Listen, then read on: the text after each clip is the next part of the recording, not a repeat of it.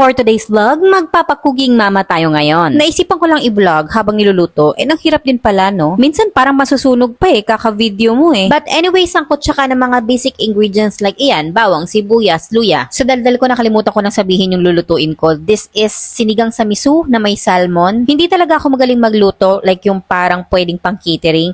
Pero sabi ng asawa ko, masarap naman daw. Actually, itong ang niluluto ko is favorite ng asawa ko. Yung anak ko naman, basta may sabaw, maganang kumain. Ako naman, mas ginaganahan ako magluto kapag sinasabi nilang masarap, tapos naubos nila yung ulam. For me as a nanay, isa sa pinakamahirap na isipin kung ano na naman ang uulamin mo kinabukasan. Ayaw nila ng paulit-ulit. Kapag nag-YouTube ka or nag-Pinterest, ayaw naman nila ng hindi nila kilala. Ano ba talaga? By the way, kapag naluluto pala ako ng sinabawang isda, piniprito ko muna yung isda para medyo mawala yung lansa. Tapos, saka ko na lang siya nilalagay sa sabaw. For me, mas malasa siya. And mas masarap kapag crispy yung isda. Pero in fairness, isa sa mga favorite kong gawin as a mom is cooking. Para alam ko healthy yung nakakain ng family ko. Saka masarap sa feeling yung excited silang kumain sa luto mo. Ayan, luto na! Sinigang na salmon sa miso. Thank you for watching!